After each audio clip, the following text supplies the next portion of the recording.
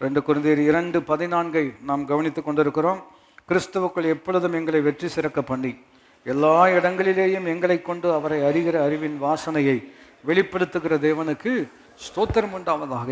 கிறிஸ்துவுக்குள் எவ்விதம் நம்மை வெற்றி பெறச் செய்கிறார், அதில் தீர்மானங்கள் எவ்வளவு முக்கியம் என்பதை நாம் கவனித்து கொண்டிருக்கிறோம். உபாகம புஸ்தகத்தில் 30, 19, 20 ஆகிய வசனங்களை நாம் நினைவுபடுத்தி கொள்ள வேண்டும் என்று சொன்னால், ஆசீர்வாதம் இருக்கிறது, சாபம் இருக்கிறது, பாருங்கள், பிற்பாடு ஜீவன் இருக்கிறது, மரணம் இருக்கிறது. நீங்கள் ஜீவனை தெரிந்து கொண்டால் அது உங்களுக்கு எப்படி இருக்கும்? நலமாக இருக்கும் என்று ஆண்டவர் சொல்கிறார். இப்போ ஜீவனை தெரிந்து கொள்வது என்று சொன்னால் என்ன அர்த்தம்? பாருங்கள், அப்ளிகேஷன் ஃபார்ம்லாம் ஃபில் பண்ணும் பொழுது டிக் பண்ணால் போதும், அவ்வளோதான். ஆனால் இது அதை காட்டிலும் ரொம்ப ஆழமானது. நம்முடைய வாழ்நாள் முழுவதிலும் மிகப்பெரிய தெய்வீக தாக்கத்தை ஏற்படுத்தக்கூடியது. ஜீவனை தெரிந்து கொள்வது என்று சொல்லும் பொழுது 3 அற்புதமான சத்தியங்கள் போதிக்கப்படுகிறோம்.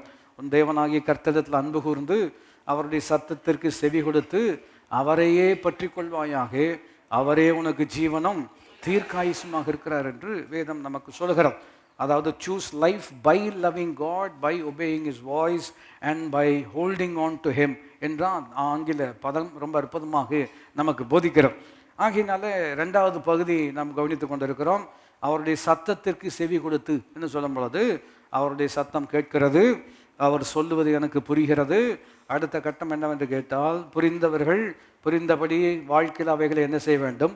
செயல்படுத்த வேண்டும் என்று வேதம் சொல்லுகிறத நம்ம கவனிக்கிறோம். அப்போ செயலாக்கத்தில் தான் நமக்கு சவால்கள் இருக்கிறது.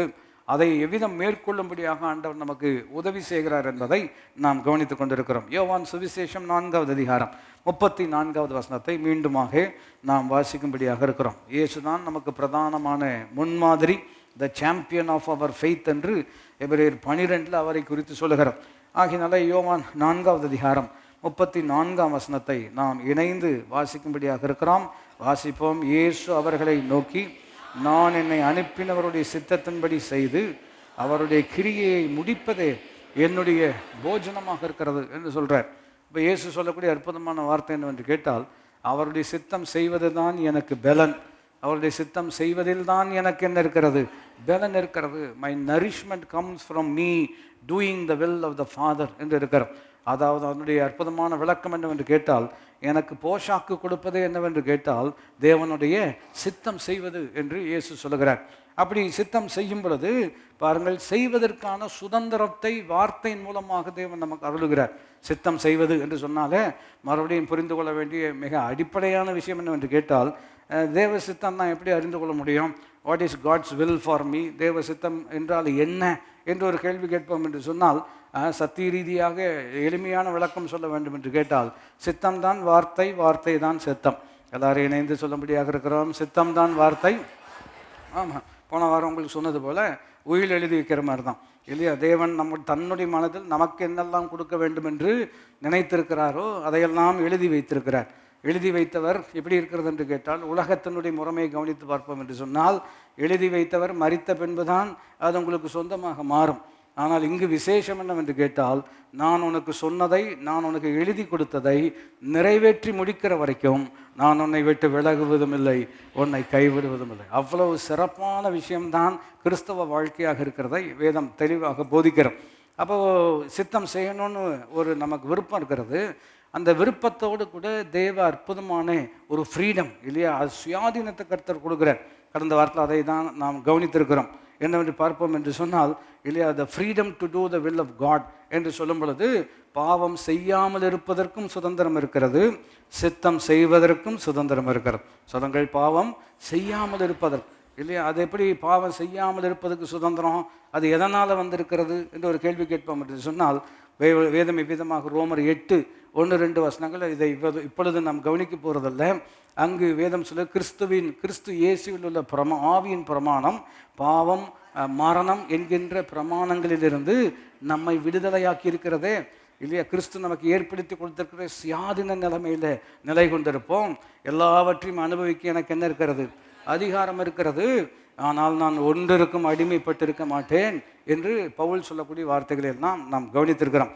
அந்த சுயாதீனம் எவ்விதம் செயல்படுகிறது என்பதை நாம் கற்றுக்கொள்ள வேண்டும் என்று சொன்னால், மறுபடியும் வேதத்தை புரிந்து கொள்வது மிகவும் மிகவும் அவசியம் என்பதை நாம் அடிப்படையில் விளங்கிக் கொள்வது நல்லது. இப்போ பாருங்கள், நேச்சுரல் லாஸ் இருக்கிறது, இயற்கையான பிரமாணங்கள் இருக்கிறது. அதுபோல் ஆவிக்குரிய பிரமாணங்கள் இருக்கிறதுங்கிறத வேதம் நமக்கு ரொம்ப தெளிவாக போதிக்கிறோம். மின்சாரம் இருக்கிறது, அது ஒரு லா இல்லையா, அது ஒரு பிரமாணம்.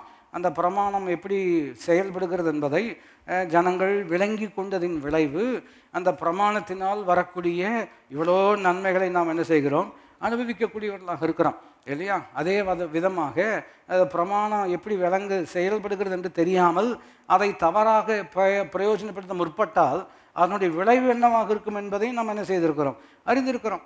ஆகையினால தான் இபியில் இல்லையா டிரான்ஸ்ஃபார்மர் இருக்கலாம், அல்லது அந்த எங்கெல்லாம் அந்த அதனுடைய விஷயங்கள் இருக்கிறதோ அங்கெல்லாம் டேஞ்சர்னு போட்டு வச்சுருப்பாங்க இல்லையா, ஆபத்துன்னு போட்டு வச்சுருப்பாங்க. அப்புறம் இங்கிலீஷும் தெரியல தமிழும் தெரியல அப்படின்னு சொன்னோம்னா அவங்களுக்கு என்ன போட்டு வச்சுருப்பாங்க, ஒரு மண்டை ஓடும் 2 எலும்பும் என்ன செஞ்சுருப்பாங்க, அவ்வளோதான் மிஞ்சும், கவனமாக இருக்கணும்னு. ஏங்க இவ்வளோ ஆபத்தானது எதுக்கும் எங்கே வச்சுருக்கிறீங்க அப்படின்னு கேட்டிங்கன்னா, அது ஆபத்தானதுங்கிறது உண்மை.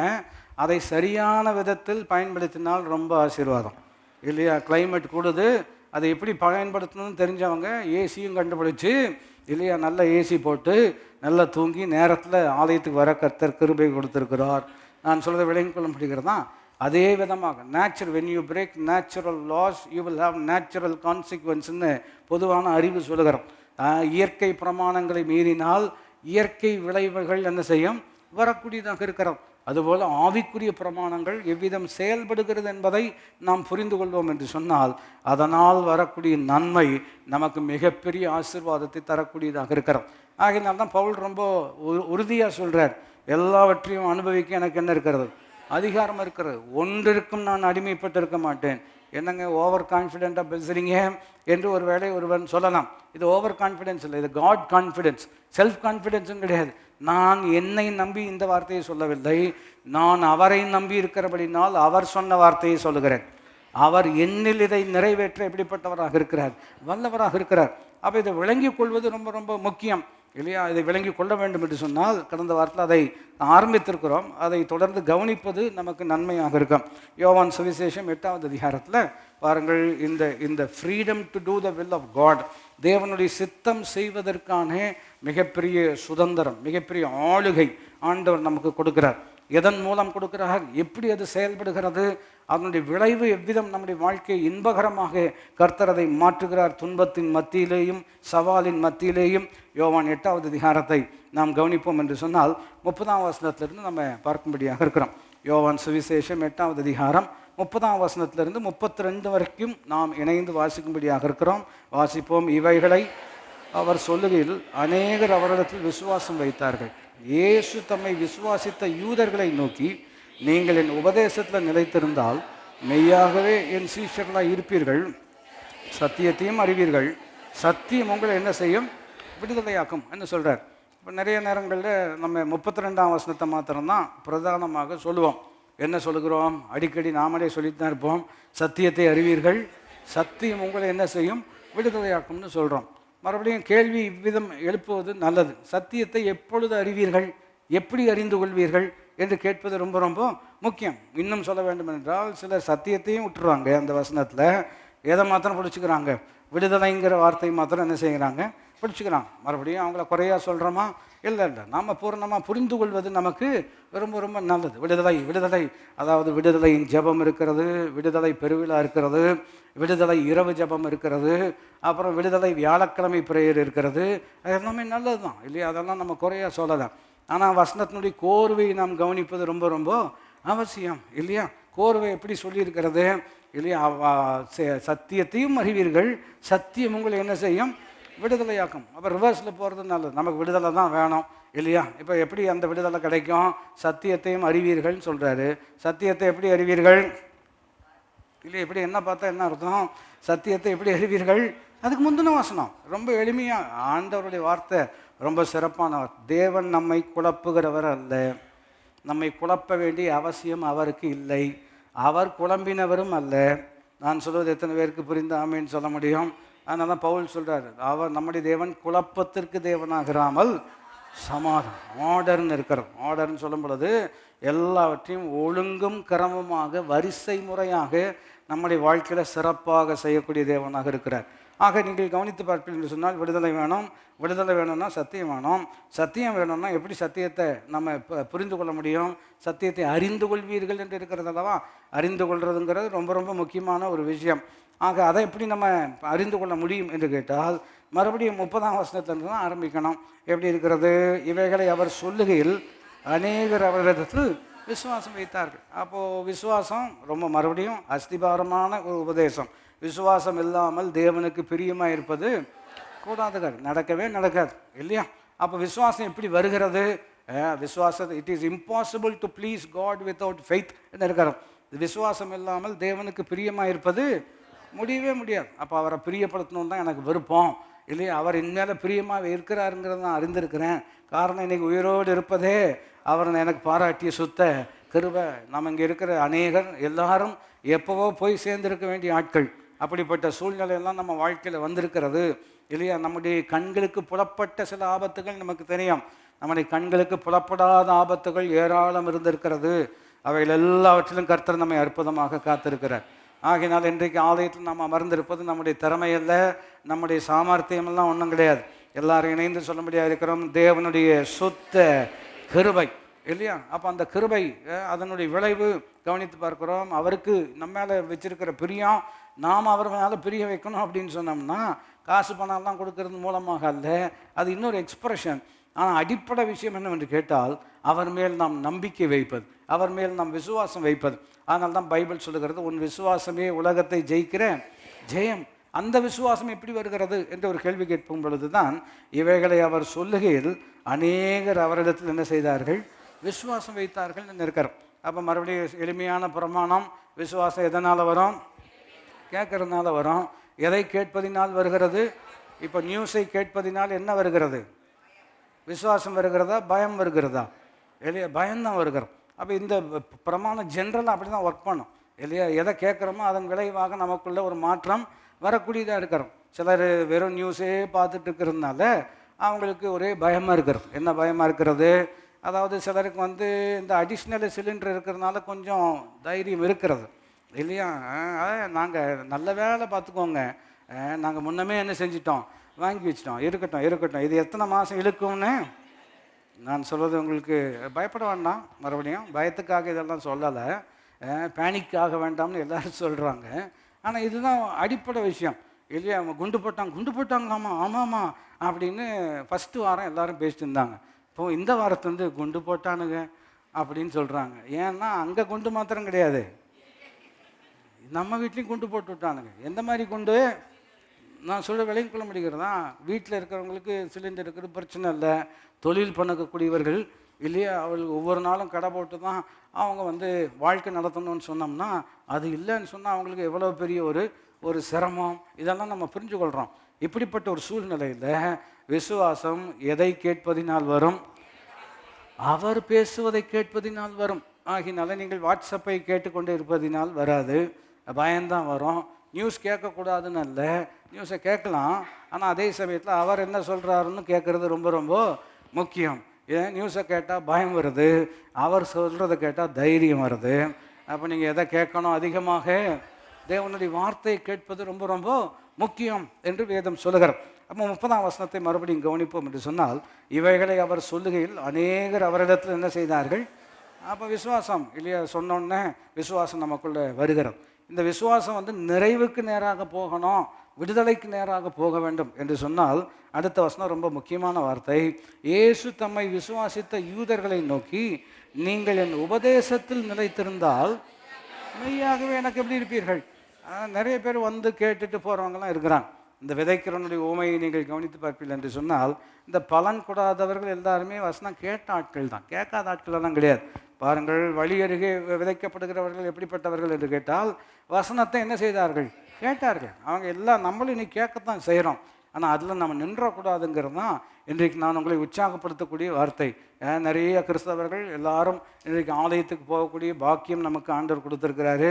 வட மாநிலங்களில் பல இடங்களில் ஆலயங்கள் எல்லாம் அடைக்கப்பட்ட ஒரு சூழ்நிலை நமக்கு தெரிகிறதோ தெரியலையோ, அப்படிப்பட்ட சூழ்நிலையில் இன்றைக்கு ஆலயம் திறந்து நீங்களும் நானும் சந்தோஷமாக வருவது நமக்கு கிடைத்த மிகப்பெரிய பாக்கியம். இல்லையா? ஒரு விஷயம் இல்லாமல் இருக்கும் பொழுது தான் அதனுடைய அருமை நமக்கு தெரியும் என்று பொது கருத்து சொல்லுகிறோம் இல்லையா? வெயில் வரும்பொழுது தான் நிழலினுடைய அருமை தெரியும். இன்றைக்கு நமக்கு இவ்வளோ பெரிய நன்மைகள் எல்லாம் ஆண்டவர் கொடுத்துருக்கிறாரு. அது இல்லாமல் போய் அருமை தெரியணும்னு அவசியம் கிடையாது. இருக்கும் பொழுதே அருமையை புரிந்து கொள்ள ஆண்டவர் நமக்கு அனுகிரகம் கட்டாயம் என்ன செய்ய வேண்டும்? தர வேண்டும். அப்போ இங்கே நம்ம கவனித்து பார்க்கும் பொழுது ஆண்டவர் சொல்கிறாரு, விசுவாசிக்கிற யூதர்களை பார்த்து என்ன சொல்லுகிறார் என்று கேட்டால், என் உபதேசத்தில் என்ன செய்ய வேண்டும்? அப்போ இவங்க கேட்குறதெல்லாம் எல்லாருமே தான் கேட்குறான். மறுபடியும் நான் அந்த உண்மையை உதாரணப்படுத்த வேண்டும் என்று சொன்னால், இந்த வழி அருகே விதைக்கிறவங்களும் உண்மையை கேட்க தான் செஞ்சாங்க. அடுத்த நிலையில் இருக்கிறவங்க சந்தோஷமாய் கேட்டார்கள்னு இருக்கிறது. எப்படி கேட்டாருங்க? சந்தோஷமாய் கேட்டாங்க. ஆனால் பிரச்சனை என்னன்னு சொன்னோம்னா, வெயில் வந்த உடனே வேர் இல்லாததுனால சந்தோஷமாக கேட்டவங்க சட்டுன்னு என்ன செய்கிறாங்க? வாடி போகக்கூடிய ஒரு நிலைமை இருக்கிறோம். ஆகையினால்தான் சிலர் இவ்விதம் சொல்லுவதை நான் கேட்டிருக்கிறேன், நீங்களும் கேட்டிருக்கலாம். ஞாயிற்றுக்கிழமை நல்லா தைரியமாக இருக்குங்க. ஆனால் ஆராதனை முடிஞ்சு வீட்டுக்கு போனோம்னா பழைய பிரச்சனை என்ன செய்கிறது? வந்து விடுகிறது. அப்போ சிலர் இவ்விதம் சொல்லுவதை நான் கேட்டிருக்கிறேன். ஆலயத்திலேயே இருந்தால் நல்லா இருக்கும் போல் எனக்கு தெரிகிறது. இல்லைங்க, நீங்களே தேவாலயம் தான் இல்லையா? அங்கே வசனம் இருந்துச்சுன்னா எங்கேனாலும் நீங்கள் என்ன செய்ய முடியும்? ஜெயிக்க முடியும். அப்போது அந்த மற்றவங்க இந்த முள்ளில் விதைக்கப்பட்டவங்க இருக்காங்கல்லாம், அவங்களும் வசனம் கேட்டவங்க தான். நான் எதுக்கு இதை சொல்லுகிறேன் என்று கேட்டால், நாமும் வசனம் கேட்டுக்கொண்டு தான் இருக்கிறோம். அந்த 3 நிலைக்கு நம்ம வேண்டாம், கடைசி நிலைக்கு தான் கர்த்தர் நம்மை கொண்டு வரும்படியாக விரும்புகிறார். அப்போது மறுபடியும் 31ஆம் வசனம், இயேசு தம்மை விசுவாசித்த யூதர்களை நோக்கி, நீங்கள் என் உபதேசத்தில் நிலைத்திருந்தால் மெய்யாகவே என்ன செய்வீர்கள்? அப்போ அந்த நிலைத்திருக்கிறதுங்கிறது ரொம்ப ரொம்ப முக்கியமான ஒரு வார்த்தை இல்லையா? நீங்கள் என்னிலும் என் வார்த்தை உங்களிலும் நிலைத்திருந்தால் நீங்கள் மிகுந்த கனிகளை தருவீர்கள். நீங்கள் நிலைத்திருக்கும் பொழுது எவைகளை கேட்டுக்கொள்வீர்களோ அவைகள் உங்களுக்கு என்ன செய்யப்படும்? கொடுக்கப்படும் சொல்ல. அப்போ இந்த நிலைத்திருக்கிறதுங்கிறது ரொம்ப முக்கியம். இதை இன்னொரு கோணத்தில் எளிமைப்படுத்தி சொல்ல வேண்டும் என்று சொன்னால், பாருங்கள், அவன் நீர்க்கால்களின் ஓரமாய் நடப்பட்டு இருக்கிறது அல்லவா? அப்போ ஒரு மரத்தை அல்லது ஒரு செடியை எவ்வளவு இடத்துல நட முடியும் என்று கேட்டால், எவ்வளோ இடத்தில் வேண்டும் என்றாலும் நட முடியும்.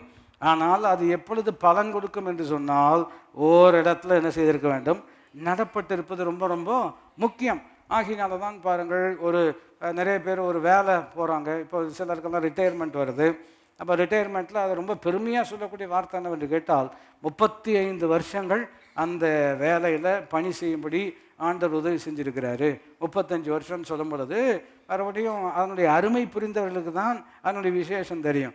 ஒரே இடத்துல 35 வருஷம் இல்லையா? எத்தனையோ பிரச்சனை, எத்தனையோ சவால், எத்தனையோ இல்லையா சூழ்நிலையின் மத்தியில் ஒரு இடத்துல ஆரம்பித்த வேலையில் கடைசி மட்டும் நிலை நின்று அதை செய்து முடிப்பது என்று சொன்னால், அது புரிந்தவர்களுக்கு தான் தெரியும் அது உண்மையாகவே மிகப்பெரிய ஒரு சாதனை என்று சொல்லி.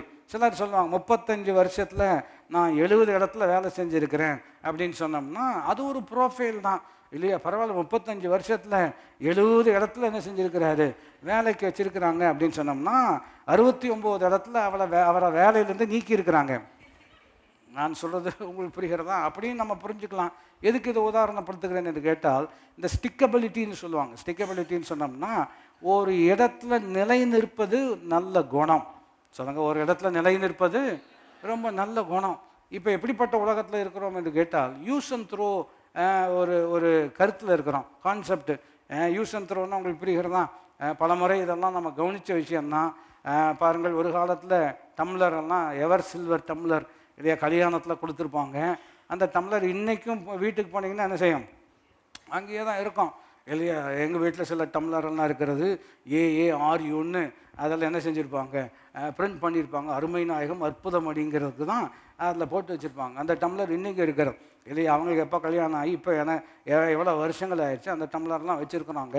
ஏன் வச்சுருக்குறோம் என்று சொன்னோம்னா, பாருங்கள், அந்த காலத்தில் செஞ்சது எல்லாமே நித்திய காலமாக இருக்கிறது அளவுக்கு என்ன செஞ்சுருந்தாங்க? செஞ்சு வச்சுருந்தாங்க. ஏன்னா அது ரொம்ப வேல்யூபிள். ஆனால் இப்போ அப்படிலாம் கிடையாது. இப்போ எல்லாமே யூஸ் அண்ட் த்ரோ. பாட்டில் இருக்கிறது, சாப்பிட்டு முடித்தோடனே குடித்து முடித்தோடனே என்ன செய்வாங்க? தூக்கி வீசிடுவாங்க. இப்போ இப்படி இந்த தூக்கி வீசுகிற பழக்கம் இருக்கிறதுனால இப்போ மேனுஃபேக்சரிங்கே எப்படி வந்துருச்சுன்னு சொன்னோம்னா, ரிப்பேரே பண்ண வேண்டாம், அதை அப்படியே கழட்டி தூக்கி வீசிட வேண்டியதான். சரி, பொருளுக்கு ஒரு அளவுக்கு நம்ம அதை ஏற்றுக்கொள்கிறோம். சில ஆட்களையே அப்படி தான் வச்சுருக்கிறாங்க. சொல்லுங்கள், சிலர் யாரை அப்படி தான் வச்சுருக்கிறாங்க? ஆட்களையே அப்படி தான் வச்சுருக்கிறாங்க. அதாவது காரியக்காரன் சொல்லுவாங்கல்வா, என்னக்காரங்க? காரியக்காரன் அப்படின்னா என்ன அர்த்தம் அப்படின்னு சொன்னோம்னா, காரியம் ஆகிற வரைக்கும் உங்கள் கூட இருப்பாங்க, உங்களை பயன்படுத்தி கொள்வாங்க. காரியம் ஆனதுக்கப்புறம் அவங்க என்ன செஞ்சிருவாங்க? தூக்கி வீசிடுவாங்க. அவங்க நினைக்கிறாங்க காரியம் ஆயிடுச்சு இல்லை, ஆமாம் ஆமாம், நீங்கள் எதை விதைக்கிறீர்களோ அதைத்தான் நீங்கள் என்ன செய்வீங்க? நீங்கள் எப்படி 4 பேரை தூக்கி வீசுறீங்களோ, உங்களை 4 பேர் தூக்கி இப்போ வீசுறது மாத்திரம் மிதிக்கிற அளவுக்கு நான் சொல்ல விளையும் கொள்ள முடிகிறதா? இது மறுபடியும் இது ஒரு நேச்சுரல் லா, இது ஒரு ஒரு ஒரு பிரமாணம். என்ன பிரமாணம் என்று கேட்டால், மனுஷன் எதை விதைக்கிறானோ அதையே என்ன செய்யக்கூடியவனாக இருக்கிறான். எதுக்கு இதை நம்ம சொல்லிட்டு இருக்கிறோம்? ஒரு இடத்துல நாட்டப்படலை அப்படின்னு சொன்னோம்னா அந்த இடத்துல நம்மளால் கனி கொடுக்க முடியவே முடியாது. கல்யாணம் ஆகி 3 மாதம் 6 மாதத்தில் ஒரு சவால் வருது, ஒரு சண்டை வருது, ஒரு மனஸ்தாபம் வருகிறது, ஒரு ஒரு கருத்து வேறுபாடு வருகிறது என்று சொன்னால் 6 மாதத்தில் பிடுங்கி இன்னொரு இடத்துல நட்டணும்னு சொன்னோம்னா அது வேலைக்கு ஆகாது இல்லையா? எந்த குடும்பத்தில் எந்த உறவில் பிரச்சனை எல்லாம் இருந்திருக்கிறது இல்லையா? பாருங்கள், எல்லா குடும்பங்களும் என்ன இருக்கிறது? பில்லி கிராம் அவர்களுடைய ஒரு இன்டர்வியூ நினைவுக்கு வருகிறது. அவங்களுடைய மனைவிட்ட அவங்க இன்டர்வியூ பண்ணுறாங்க. இது எவ்வளோ பெரிய மிக பிரபலமான தேவ மனுஷனை, அவரோட இவ்வளோ வருஷங்கள் நீங்கள் திருமண வாழ்க்கையில் ஈடுபட்டிருக்கிறீர்கள், பிள்ளைகளுடைய பிள்ளைகள் அதான் ரொம்ப ஆசீர்வாதமான ஒரு நிலையில் இருந்திருக்கிறீங்க. எப்போவாவது அவரை நீங்கள் டிவோர்ஸ் பண்ணணும்னு ஒரு எண்ணம் உங்களுக்குள்ளே வந்திருக்கிறதா அப்படின்னு கேட்குறேன். ஏன்னா பின்னணி கவனிப்பது ரொம்ப ரொம்ப முக்கியம். சில நேரத்தில் போனாருன்னா 3 மாதம் கழித்து தான் வருவார், சில நேரத்தில் 4 மாதம் கழித்து தான் வருவார். அவர் வீட்டுக்கு வந்துட்டாருன்னு சொன்னோம்னா அவரை பார்க்குறதுக்கு பிரசிடெண்ட்டெல்லாம் வர்றாங்கங்கிறதுனால இந்த அம்மா அவரை பார்க்கணுன்னாலே கொஞ்சம் அவ்வளோ பெரிய ஒரு பிஸியான ஆள். அப்போ அவங்ககிட்ட கேட்குறாங்க, எப்போவாவது அவரை டிவோர்ஸ் பண்ணணும்னு உங்களுக்கு ஒரு எண்ணம் வந்திருக்கிறதா அப்படின்னு கேட்கும் பொழுது அந்த அம்மா ரொம்ப ஞானமான ஆட்கள், பயங்கரமான சுவாரஸ்யமான ஒரு நபர். அவர் சொல்கிறார், டிவோர்ஸ் பண்ணணும்னு எனக்கு எண்ணம் வந்ததே கிடையாது, ஆனால் அவரை கொல்லணும்னு பல தடவை நினச்சிருக்கிறேன்னு சொன்னேன். I never thought of divorcing him, murdering him, yes அப்படிங்கிறாங்க. ஏன்னா இந்த ஆள் இருக்கிறது நான் சொல்ல புரிகிறதா? எதுக்கு இதெல்லாம் சொல்கிறோம்? அப்படிப்பட்ட சவால் இருக்கிறது, அப்படிப்பட்ட இரிட்டேஷன் இருக்கிறது. இவைகளின் எல்லாவற்றின் மத்தியிலேயும் அவர்கள் நாட்டப்பட்டிருந்த ஒரு விளைவு என்னவென்று கேட்டால், இன்றைக்கு குடும்பம் சந்ததியாக ஆசீர்வாதமாக கர்த்தர் வைத்திருக்கிறார். ஆகினால இப்போ இருக்கக்கூடிய பிரச்சனை இல்லை இல்லையா? நம்ம இடம் பெயர்ந்தால் நலமாக இருக்கும் என்று நீங்கள் நினைக்கிறீர்கள். நான் சொல்லுகிறேன், நீங்கள் நிலைத்திருந்தால்தான் நலமாக இருக்கும். நான் சொல்வதை திரும்ப சொல்லும்படியாக நீங்கள் என்ன செய்ய வேண்டும்? நிலைத்திருக்கணும் இல்லையா? மறுபடியும் இன்னொரு கோணத்தில் நான் அதை உங்களுக்கு சொல்ல வேண்டும் என்று சொன்னால், நீங்கள் வளராத இடத்தில் தேவன் ஒருபோதும் உங்களை நாட்டுவது இல்லை. திரும்ப சொல்லுகிறேன், நீங்கள் வளராத இடத்தில் தேவன் உங்களை ஒருபோதும் நாட்டுவது இல்லை. ஏங்க தென்னை மரத்தை கொண்டு போய் ஊட்டியில் நாட்ட வேண்டியதானே அப்படின்னு கேட்டால், ஏன் பண்ணுறதில்ல அப்படின்னு சொன்னோம்னா அந்த கிளைமேட்டுக்கு இது என்ன செய்யாது? வளராது இல்லையா? பல முறை இந்த உதாரணமெல்லாம் சொல்லியிருக்கிறேன். இந்த ஊட்டி கொடைக்கானல் இங்கெல்லாம் போகும் பொழுது அங்கே செடிகள்லாம் சூப்பராக இருக்கும், பூவெல்லாம் ரொம்ப அற்புதமாக இருக்கும். இதை பார்த்தோன்னா நம்ம ஆளுக்கு நிறுத்திட்டு டிக்கை திறந்து எல்லா செடியும் என்ன செஞ்சுருவாங்க? வாங்கி உள்ளே வச்சு கொண்டு வந்துடுவாங்க. கொண்டு வந்து நம்ம வீட்டில் குப்பைக்கோணாம்புதூரில் கொண்டு வந்து வச்ச உடனே 2 நாளில் அதை என்ன செஞ்சிடும்? வாடி போயிடும். அவன் ஏமாற்றிட்டான் இல்லையா? இப்போ இதுக்காகவே இருக்கிறானுங்க. இல்லை அவங்க ஏமாத்தினாங்க. நீங்கள் செடியை வாங்கிட்டு வரும்போது கிளைமேட்டையும் வாங்கிட்டு வந்திருக்கணும். நான் சொல்ல புரிகிறதா? எதை மாத்திரம் வாங்கிட்டு வந்தோம்? செடி மாத்திரம் வாங்கிட்டு வந்தோம். கிளைமேட் எங்கே தான் இருக்கிறது? இந்த செடி அங்கே தாங்க நல்லா வளரும். நீங்கள் கோயம்புத்தூரில் தான் சிறப்பாக இருப்பீங்க. இப்போ தான் ட்ரான்ஸ்ஃபர் பண்ணலான்னு நினச்சி நான் சொல்கிறது உங்களுக்கு புரிகிறதா? நீங்கள் யோசிக்கணும் இல்லையா? உங்களை வளராத இடத்தில் கர்த்தர் உங்களை ஒருபோதும் நாட்டக்கூடிய தேவனே அல்ல. இதை கட்டிட்டு நான் அழுகிறது இல்லை, நீங்கள் இதை கட்டினாலும் அழுகிறது இல்லை, நீங்கள் எதை கட்டினாலும் அழுமூஞ்சி தான். நான் சொல்ல விளையும் கொள்ள முடிகிறதா? இதை எப்படி ஹேண்டில் பண்ணணும்னு தான் நம்ம என்ன செய்யணும்? பழகிக்கணும். பிரச்சனையே இல்லாத ஒரு வேலை எனக்கு வேணும் அப்படின்னு ஒருத்தர் ஜோம் பண்ணுறார். அவருக்கு என்ன வேலை கர்த்தர் கொடுப்பாருன்னு நினைக்கிறீங்க? இவனே பிரச்சனை உள்ளவன். நான் சொல்ல புரிகிறதா? அப்போ அப்படியெல்லாம் ஒன்றும் கிடையாது. சவால் எல்லா பக்கம் இருக்க தான் செய்கிறது. சத்தியத்தை எப்போ அறிந்து கொள்ள முடியும் என்று கேட்டால், சும்மா அவ்வப்போது இல்லையா? அவ்வப்போது எப்பாவது ஒரு தடவை நான் பைபிள் வாசிப்பேன், டைம் கிடைக்கும் போது சர்ச்சுக்கு வருவேன். இந்த கதையெல்லாம் வேலைக்கே ஆகாது. நீங்கள் விடுதலை அடைய வேண்டும். விடுதலை அடையணும்னா சத்தியம் தெரியணும்.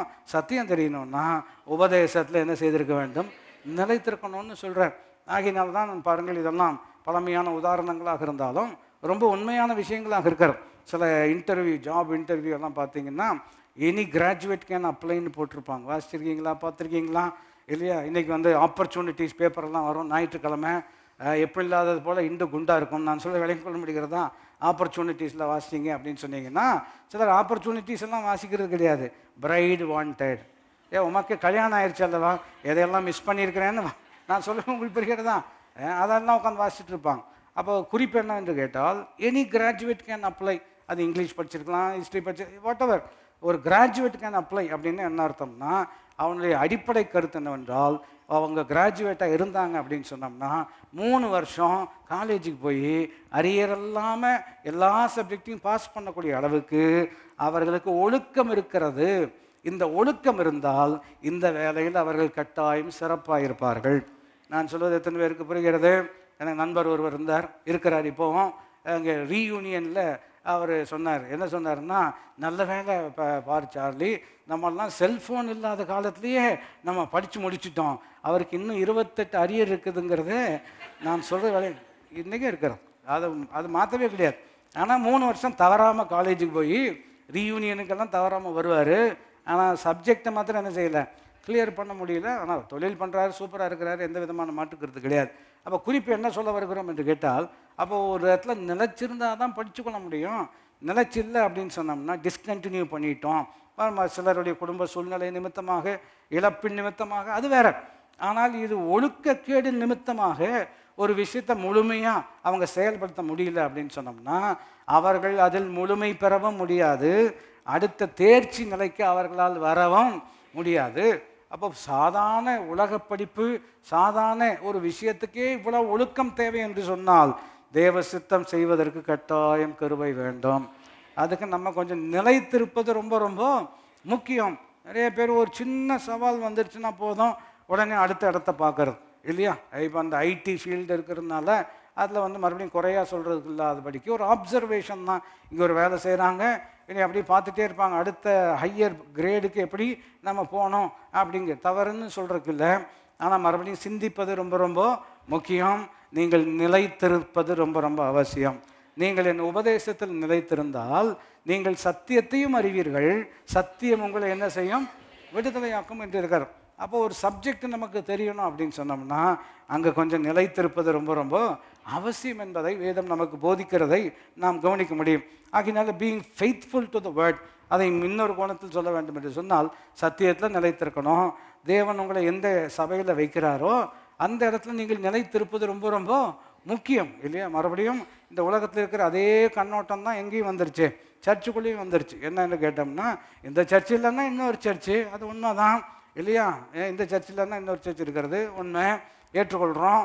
ஆனால் கர்த்தர் உங்களை எங்கே இருக்கணும்னு வச்சுருக்கிறாருங்கிறது ரொம்ப ரொம்ப முக்கியம். இதே வீட்டில் போய் சொல்லாமல் இல்லையா, இந்த வீடு இல்லைன்னா, நான் சொல்கிறது உங்களுக்கு புரிகிறதா? அங்கே சொல்ல முடியாது அல்லவா இல்லையா? நீ இல்லைன்னா சொல்ல முடியுமா? அப்போது அங்கே கொஞ்சம் விவரம் இருக்கிறது அல்லவா? அப்போ அதுபோல் நம்ம எங்கே ஆண்டவர் நம்மளை வைத்திருக்கிறாருங்கிறது ரொம்ப ரொம்ப முக்கியம். ஒரு போதகர் சொன்னது எனக்கு ரொம்ப நினைவாக இருக்கிறது. மறுபடியும் ரொம்ப வருஷம், அநேக வருஷங்கள் போதகராக இருக்கிறார், அற்புதமாக போதிக்கக்கூடியவர். அவர் ஒரு நாள் உட்காந்து யோசித்தார், ஆண்டவரே, why did you make me a pastor, நீர் என்னை ஏன் போதகராக வைத்தீர் என்று ஒரு நாள் யோசிச்சுருந்தாராம். அப்போ ஆண்டவர் சொன்னாராம், so that you will never miss a Sunday coming to church. எப்படி சொன்னாராம்? ஏன் உன்னை பாஸ்டர் ஆக்குனேன்னு சொன்னோம்னா நீ அப்போ தான் வார வாரம் இங்கே வருவேன், சர்ச்சுக்கு வருவேன். அதனாலயான்னு சொன்னார். இப்போ குறிப்பு என்ன சொல்கிறோம், ஒரே இடத்துல 43 வருஷங்கள் அமெரிக்காவில் ஒரு இடத்துல இருந்து ஒவ்வொரு வருஷமும் வேதத்தை அந்த மக்களுக்கு போதிக்க வேண்டும் என்று கேட்டால் உண்மையாகவே கிருபை இருக்க வேண்டும், உண்மையாகவே திறமை இருக்கணும் இல்லையா? நான் சொல்லுகிறேன், கர்த்தர் உங்களை எந்த இடத்துல வைக்கிறாரோ அந்த இடத்துல நிலைத்திருப்பது ரொம்ப ரொம்ப முக்கியம் இல்லையா? சிலர் அப்படி இந்த கஸ்டமர் கேர் மாதிரி இல்லையா, ஏர்டெல்லில் ஒரு ஸ்கீம் வரும், அதுக்கப்புறம் ஜியோவில் ஒரு ஸ்கீம் வரும், அதுக்கப்புறம் என்னெல்லாம் ஃபோன் கம்பெனி இருக்கிறதோ அங்கெல்லாம் சிலர்கிட்ட உங்கள் ஃபோன் நம்பர் என்னன்னு கேட்டோம்னா, இது தானங்க உங்கள் ஃபோன் நம்பர், இல்லைங்க அது வேண்டாம், அதை எடுத்துருங்க, இப்போ என்ன நம்பர் வச்சுருக்கிறோம் புதுசு, உங்கள் குடும்பத்தில் நான் சொல்ல விளங்கிக் கொள்ள முடியாது, அவங்களே தானே இருக்கிறாங்க, சொல்கிறது உங்களுக்கு புரிகிறதா? நம்பர் மாற்றிட்டே இருப்பாங்க, தப்புன்னு சொல்லலை, அந்த விஷயத்துக்கு அது ஓகே. ஆனால் குடும்பம் என்று வரும் பொழுது, திருச்சபை என்று வரும் பொழுது நீங்கள் நிலைத்திருப்பது ரொம்ப ரொம்ப அவசியம். எத்தனை பேர் புரிந்து ஆமீன் என்று சொல்ல முடியும்? குறிப்பு, நான் இதை மறுபடியும் உறுதிப்படுத்த வேண்டும் என்று சொன்னால் பல முறை சொன்னதை தான் திரும்ப சொல்லிக்கொண்டே இருக்கிறேன். என்னவென்று கேட்டால், நீங்கள் இங்கு தான் வர வேண்டும் என்று நான் ஒருபோதும் சொல்வதில்லை. ஏன் சொல்வதில்லை என்று கேட்டால், அதை இவ்விதம் பல முறை சொல்கிறேன், இன்றைக்கும் சொல்லுகிறேன். நீங்கள் ஆண்டவர்கிட்ட கேளுங்க, அவர் இங்கே தான் வரணும்னு சொன்னார்னா நீங்கள் எங்கே தான் வரணும்? இங்கே தான். அவரே அங்கே போகாத, அவனை கெடுத்துருவான் அப்படின்னு சொன்னார்னா சொல்லவே மாட்டார். எனக்கு தெரியும். நான் சொல்ல முடியும். கர்த்தர் சொல்கிறாருங்க, வாரம் ஒரு சர்ச், அது காற்று கருப்பு, அது கர்த்தர் இல்லை. ஏங்க நமக்கும் கர்த்தரை தெரியாதா? இல்லையா? அப்போ விளங்கி கொள்ள முடிகிறதா? அப்போது ஒரு இடத்துல சொல்கிறேன், ஒரு இடத்துல நாட்டப்பட வேண்டும் என்பது ரொம்ப ரொம்ப முக்கியம். இது எப்படி இருக்கிறது என்று கேட்டால், அதாவது சில நேரங்களில், அதாவது பாருங்கள், நம்முடைய ஆலயம் 1961 இருக்கிறது இல்லையா? அதுக்கு முன்னாடி இருந்தும் இந்த இந்த ஊழியங்கள்லாம் நடைபெற்று கொண்டு இருக்கிறது. 61ஆம் வருஷத்துலேருந்து இப்போ என்னாச்சு, 65 வருஷம் ஆச்சு இல்லையா? 65 வயசுக்கு கீழே இருக்கிறவங்க நீங்கள் இருப்பீங்கன்னு சொன்னீங்கன்னா, நீங்கள் பிறக்கிறதுக்கு முன்னாடி சர்ச் இருக்கிறது, நீங்கள் போனதுக்கப்புறமும் இங்கே தான் இருக்கும் இல்லையா? ஏன்னா அவருடைய ஆலயம் தானே. எதுக்கு இந்த உதாரணத்தை சொல்கிறேன் என்று சொன்னால், 61 இருக்கிறதுனால அந்த 61வது வருஷ காலகட்டத்தில் பெண்டிகாஸ்டல் சர்ச்னா 2-3 தான் இருந்தது, அதில் எது ஒன்று. அப்படி இருக்கிறதுனால ஒரு வகையில் பார்ப்பீர்கள் என்று சொன்னால், எங்கள் ஊற்றுக்கள் எல்லாம் சீயோனில் தான் இருக்கிறோம். சொல்லுங்கள், எங்கள் ஊற்றுக்கள் எல்லாம் சீயோனில் தான் இருக்கிறோம் இல்லையா? அப்போது ஒருத்தர் சொன்னார், அதாவது அந்த காலத்தில் நாங்கள் அங்கே தான் வந்துட்டு இருந்தோம். சரி, ரொம்ப சந்தோஷம். இப்போ அவங்க எங்கே இருக்கிறாங்களோ, ஆண்டவர் எங்கே வச்சிருக்கிறாரோ அங்கே இருக்கட்டும். பட் குறிப்பு என்னவென்று கேட்டால், இங்கு தான் கர்த்தர் நம்மை நாட்டி இருக்கிறார் என்று சொன்னால் நாம் எங்கு தான் இருக்க வேண்டும்? இங்கு தான் இருக்க வேண்டும். சில ஆட்கள் அப்படியே ரவுண்டு போயிட்டு அப்புறம் திருப்பி இங்கேயே வந்துடுவாங்க இல்லையா? அந்த மாதிரி ஆட்கள் திரும்பி வந்தால் எனக்கு கொஞ்சம் கருக்கென்று இருக்கும். நான் சொல்வது சிலருக்கு தான் புரியும். ஏனென்றால் இப்படி எங்கெங்கேயோ போயிட்டு திரும்ப சியோனுக்கு வருகிறவர்கள் அடுத்தது பரம சியோனுக்கு முன்னாடி இது ஃபைனல் பிட் ஸ்டாப் மாதிரி. நான் சொல்கிறது விளங்கி கொள்ள முடிகிறதா? நான் சொல்லுகிறேன், அப்படி எங்கெல்லாம் ரவுண்டெல்லாம் அடிக்கணும்னு கிடையாது. ஒரு இடத்துல ஆண்டவர் உங்களை எங்கே வச்சிருக்கிறாரோ அந்த இடத்துல நீங்கள் நிலைத்திருப்பது ரொம்ப அவசியம். நான் யோசித்து கொண்டு இருந்தேன் இல்லையா? எனக்கு விவரம் தெரிஞ்ச நாள்லேருந்து ஒரே இடத்துல தான் சிகை அலங்காரம் 51 வருஷமாக.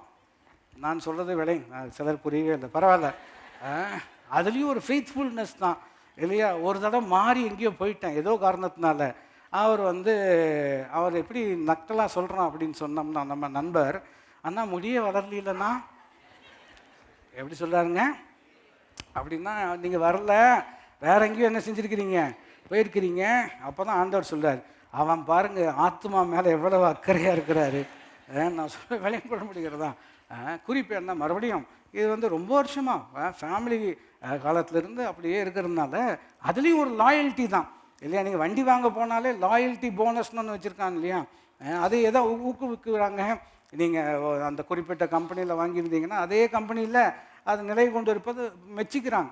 எதுக்கு இதெல்லாம் சொல்லுகிறோம் என்று கேட்டால், உலக விஷயத்துக்கே இவ்வளவு நிலை நிற்பது ஒரு விசேஷம் என்று சொன்னால், நீங்கள் உபதேசத்தில் நிலைத்திருந்தால் சத்தியத்தையும் அறிவீர்கள், சத்தியம் உங்களை விடுதலையாகும். எப்படிப்பட்ட விடுதலை என்று கேட்டால், என்னை பலப்படுத்துகிற கிறிஸ்துவினாலே எல்லாவற்றையும் செய்ய எனக்கு பலன் உண்டு. எத்தனை பேர் புரிந்து ஆமேன் என்று சொல்ல முடியும்? அப்போ நிலைத்திருப்பது என்று சொல்லும் பொழுது பாருங்கள், சங்கீதம் 112வது சங்கீதத்தில் முதல் வசனத்தை நாம் கவனிப்போம் என்று சொன்னால் ரொம்ப அற்புதமாக சொல்கிறேன் பாருங்கள். ஒரே பிரசங்கத்தில் எல்லாத்தையும் சொல்ல முடியாது. அதே விதமாக ஒரே பிரசங்கத்தை எல்லாத்தையும் கற்றுக்கொள்ளவும் நம்மால் முடியாது. ஆகினால தான் ஒவ்வொரு நாளும் ஆண்டவர் நம்மோடு என்ன செய்கிறார், பேசக்கூடியவராக இருக்கிறார், விஷயங்களை கற்றுக்கொள்ளும்படியாக உதவி செய்கிறார்.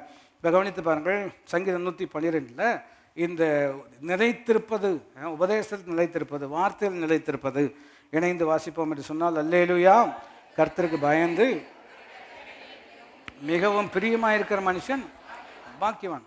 மிகவும் பிரியமாக இருக்கிற மனுஷன். அவர் ரொம்ப அற்புதமாக சொல்கிறார் பாருங்கள். அல்லேலூயா, கர்த்தருக்கு பயந்து அப்படின்னு சொன்னோம்னா, மறுபடியும் உலக கண்ணோட்டத்தில் கர்த்தருக்கு பயம் அல்லது சாமி பயம் என்று சொன்னோம்னா அது வேற மாதிரி இல்லையா? அது எப்படிப்பட்ட கண்ணோட்டம் என்று சொன்னால், சாமி கண்ணை குத்திருங்கிற பயத்தில் தான் பயம் அந்த வார்த்தை பயன்படுத்தப்படுகிறோம். ஆனால் இங்கு வேதம் பயம் என்று சொல்லும் பொழுது பயபக்தியை குறிக்கிறோம். அவர் நம்முடைய கண்ணை குத்துகிறவர் அல்ல, பிரகாசமான மனக்கண்களை கொடுத்திருக்கிறவர். விளைவு என்னவென்று கேட்போம் என்று சொன்னால், அவருடைய கட்டளைகளில் மிகவும் பிரியமாயிருக்கிற மனுஷன் பாக்கியவான். மிகவும் பிரியம் என்ன இருக்கிறது அல்லவா? இந்த பிரியமாக இருக்கிற மனுஷன்னா சிலர் எனக்கு பைபிள் ரொம்ப பிடிக்கும் அப்படின்னு சொல்லுவாங்க. அது புரிஞ்சுக்கிறோம், அவங்க என்ன சொல்ல வர்றாங்கன்னு நமக்கு புரியும். சிலரெல்லாம் பைபிள் எடுத்தோடனே ஒரு முத்தம் கொடுத்துட்டு தான் பைபிளே என்ன செய்வாங்க, திறப்பாங்க. அதுவும் பரவாயில்ல, மெச்சிக்கிறோம் இல்லையா? ஒருவர் சொன்னதை எனக்கு நினைவுக்கு வருகிறது. This is a Holi book, this is an awesome book அப்படி இப்படின்னு ரொம்ப தொடர் வார்த்தைகள்லாம் சொல்லி, இது அற்புதமான புஸ்தகம், இது அருமையான புஸ்தகம் அப்படியெல்லாம் சொல்லிட்டு அது அருகாமையில் வருவது கூட எனக்கு அருகதை இல்லைங்கிறார். இவர் எப்போ திறந்து வாசிக்கிறது, எப்போ புரிகிறது, நான் சொல்கிறது விளங்கி கொள்ள முடிகிறதா? அப்போ குறிப்பு என்ன சொல்கிறோம்? மிகவும் பிரியம் இல்லையா? எனக்கு பைபிள் ரொம்ப பிடிக்கும் அப்படின்னு சொல்கிறாங்கல்லவா? இயேசு எனக்கு ரொம்ப பிடிக்கும், புரிஞ்சுக்கிறோம். ஆனால் அந்த வசனத்தினுடைய விளக்கம் எப்படி இருக்கிறது என்று கேட்டால், அல்லேலூயா, கர்த்தருக்கு பயந்து அவருடைய கட்டளைகளில் மிகவும் பிரியமாக இருக்கிற மனுஷன். அந்த பிரியம்ங்கிற வார்த்தை எப்படி மொழிபெயர்த்திருக்கிறார்கள் என்று கேட்டால், who delights in doing your word.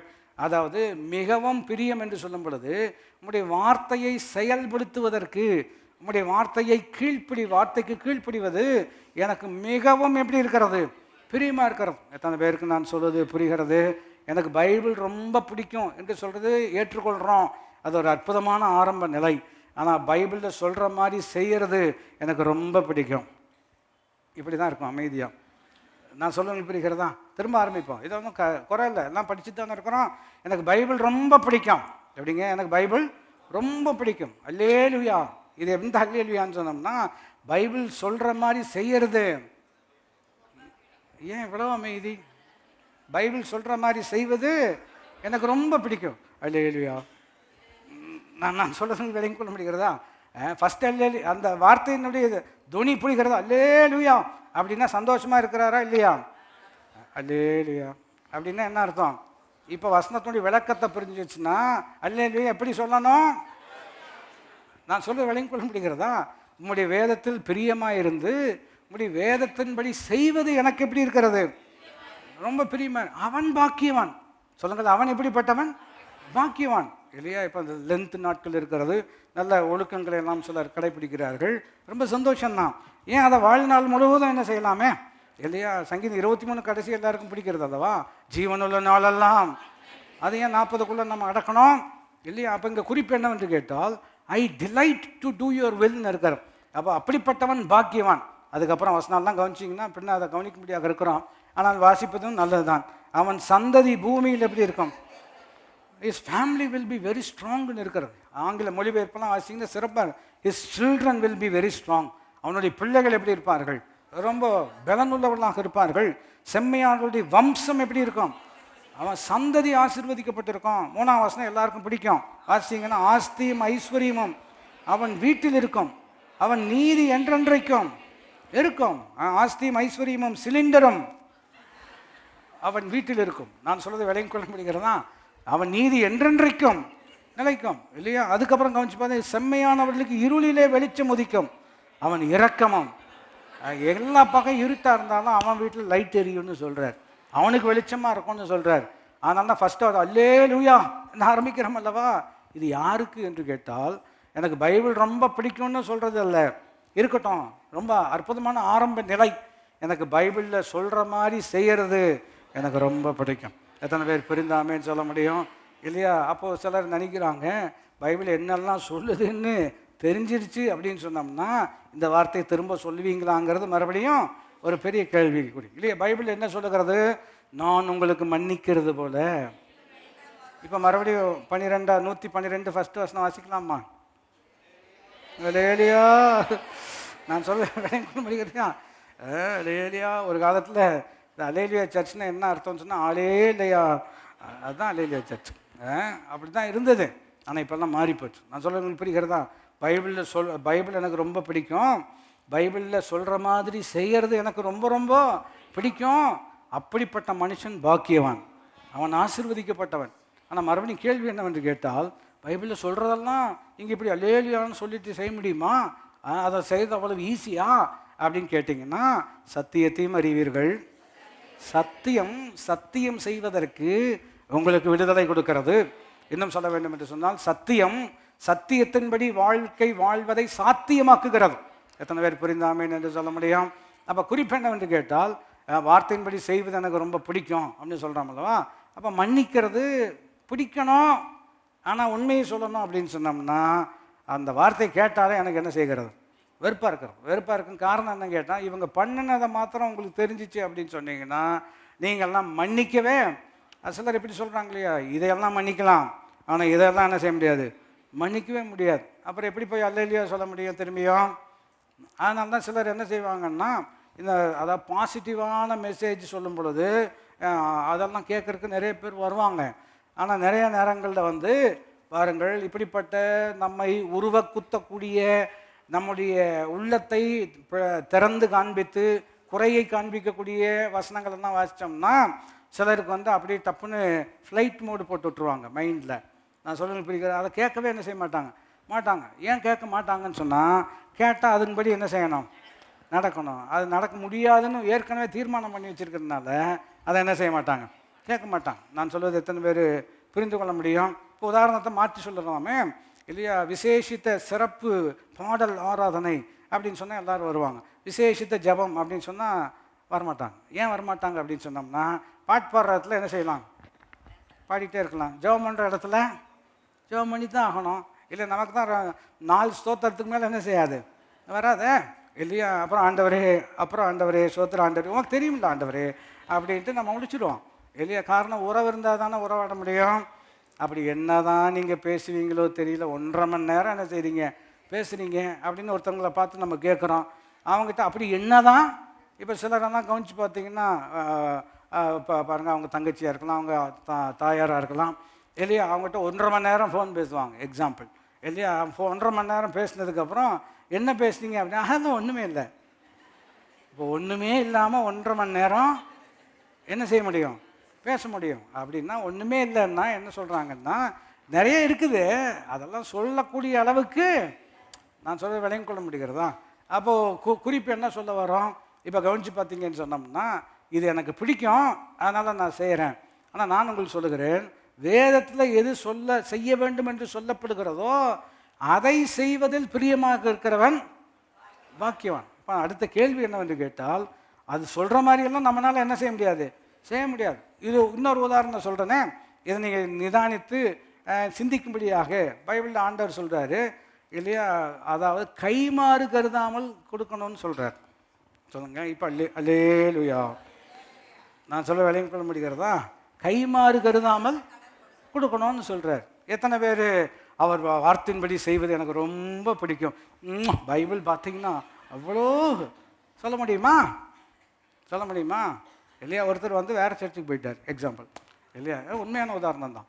அப்போது கேட்குறாங்க, நம்ம ஆட்கள் விசாரிப்பாங்களவா, விசாரிக்கும் பொழுது ஏன் வரலன்னு சொன்னோன்னே உடனே அவர் பாஸ்டர் வீட்டுக்கு வர்றதில்ல, அது பண்ணுறதில்ல, ஏகப்பட்ட விஷயம் சொல்கிறாங்க. நம்ம எல்லார் வீட்டுக்கும் வந்து டீ எல்லாம் குடிக்கணும்னு எனக்கு ரொம்ப விருப்பம்தான் இல்லையா. அப்போ எல்லார் வீட்டுக்கும் வந்து டீ குடித்தோம்னா அப்புறம் ஞாயிற்றுக்கிழமை நான் ஆற்ற வேண்டியது வரும். நான் சொல்ல வெறும் நுரைதான் வருமே தவிர வேறு ஒன்றும் என்ன செய்யாது, வராது. அதனால் வரும்போது விருப்பமாக இருந்தாலும் இங்கே வேலை இருக்கிறதுனால என்ன செய்ய முடியாது, பெருசாக வர முடியாது. ஆனால் நீங்கள் எங்கள் வீட்டுக்கு வருவது ரொம்ப சந்தோஷம். நான் சொல்ல புரிகிறதா, வீட்டுக்கு வரல அப்படி இப்படின்னெல்லாம் கதையெல்லாம் சொல்கிறான். அப்புறம் பார்த்தோம்னா அப்புறம் கொஞ்சம் சரி ஒரு வேளை அதுதான் ஒரு வேளை குறையாக இருக்குமோ அப்படின்னு கொஞ்சம் விசாரிப்போம் என்று சொன்னால், அவர்கள் வந்து என்ன செய்திருக்கிறார்கள், ஆலயத்தில் யார்கிட்டையோ கடன் என்ன செய்திருக்கிறார்கள், வாங்கியிருக்கிறாங்க. வாங்கி திரும்ப கொடுக்க முடியல. அவரும் அதே ஆலயத்துக்கு ஆராதனைக்கு வர்றதுனால இவர் ஃபஸ்ட் சர்வீஸுக்கு வந்தால் அவர் தேர்ட் சர்வீஸுக்கு வர்றது. அவர் என்ன பண்ணுறாருன்னா, ஃபஸ்ட் சர்வீஸ் நீ வரலையா அப்படின்ட்டு அவரும் என்ன செய்கிறாரு, தேர்ட் சர்வீஸ் வர்றாரு. அப்போ அவருக்கு இங்கிலீஷ் புரியாதுன்னு இங்கிலீஷ் சர்வீஸுக்கு வந்தால் அவருக்கு புரியாட்டான வந்து உட்காந்துருக்கிறாரு. நான் சொல்கிறது உங்களுக்கு புரிகிறதா. அப்போது இவர்கிட்டருந்து தப்பித்து கொள்வதற்காக தான் வேறொரு ஆலயத்துக்கு போயிருக்கிறாங்க. அதை சொல்ல வேண்டியதானே, அதுக்கு நானாக கிடச்சேன். நான் சொல்ல விளங்கி கொள்ள முடிகிறதா. மறுபடியும் அவங்க கஷ்டம் அவங்களுக்கு. எதுக்கு இந்த உதாரணம் சொன்னேன் அப்படின்னு சொன்னோம்னா, அல்லேலூயா, கர்த்தருடைய வேதத்தில் பிரியமாக இருந்து அப்போது இவர் கொடுத்தவர் உதாரணத்திற்கு எப்படி சொல்கிறாருன்னு சொன்னோம்னா, நீங்கள் பணம் கொடுக்கறத காட்டணும், நீங்கள் வந்து சர்ச்சுக்கு வந்து தேவ ஆசீர்வாத வசனம் கேட்கணுன்னு எனக்கு ரொம்ப பிரியமாக இருக்கிறது. அதனால் நான் கொடுத்த பணத்தை நீங்கள் தர வேண்டாம். காரணம் பைபிள் சொல்லியிருக்கிறது, கைமாறு கருதாமல் அல்லேலூயா. அப்படி யாராவது சொல்லுவாங்களா? ஏன் சொல்ல மாட்டோம்? அப்போ பைபிள் என்னாச்சு? அப்போ பைபிள் என்னாச்சு? That is business, this is spirituality. அப்படியெல்லாம் நீங்கள் ஒரு ஆள் தானே. நான் சொல்ல விளையங்கொள்ள முடிகிறதா? பைபிளில் சீக்ரெட் செக்குலர் எல்லாம் கிடையாது. You are secret and whatever you do is secret. நான் சொல்ல விளையங்கொள்ள முடிகிறதா? நீங்கள் ஆவிக்குரியவர்களாக இருக்கிறபடினால் நீங்கள் செய்வதெல்லாம். அப்போ ஒரு ஆவிக்குரிய மனிதன் பணத்தை கையாளுவதற்கும் ஒரு ஆவிக்குரிய மனிதன் மனைவி நடத்துவதற்கும் வித்தியாசமும் இருக்கிறது, விசேஷமும் இருக்கிறது. எத்தனை பேர் புரிந்த ஆமேன்னு சொல்ல முடியும்? அப்போ சத்தியத்தை அறிவீர்கள். இதை செய்கிறதுக்கு எப்படி என்னால் முடியுமா ஆண்டவரே? இல்லையா? மறுபடியும் பைபிளே ஒரு உதாரணம் சொல்கிறோமே இல்லையா? ஒருத்தனை 30 காசுக்கு விற்றுட்டாங்க. 20 காசு, 30 காசு ஆண்டவருக்கு காட்டி கொடுத்தாங்க அல்லவா? 20 காசுக்கு ஒருத்தனை விற்றுட்டாங்க. யாரை? யோசேப். இப்போ 20 காசுக்கு விற்றுட்டு இந்த 20 காசில் இவனுக்கெல்லாம் பங்கு போட்டு, இதெல்லாம் கதையெல்லாம் உங்களுக்கு தெரியும். ஒரு காலகட்டம் வரும் பொழுது எகிப்தில் ரொம்ப சிறப்பான ஒரு இடத்துல இவங்களுக்கெல்லாம் வீடு கொடுக்குறாரு. எப்படிங்க? எகிப்தில் சிறப்பான ஒரு இடத்துல. இப்போ இதுதான் எகிப்துன்னு உதாரணப்படுத்துவோம் என்று சொன்னால் இல்லையா, யோசேப்பு வந்து அவனுடைய நண்பர்கள் எல்லாருக்கும் இல்லையா ரேஸ் கோர்ஸ்லேயும் சாய்பாபா காலனிலையும் வீடு கொடுக்குறாரு. நான் சொல்ல விலையும் கொள்ள முடிகிறதா? எங்கேயோ மூளை முடுக்கலாம். 20 காசுக்கு தானே விற்றீங்க.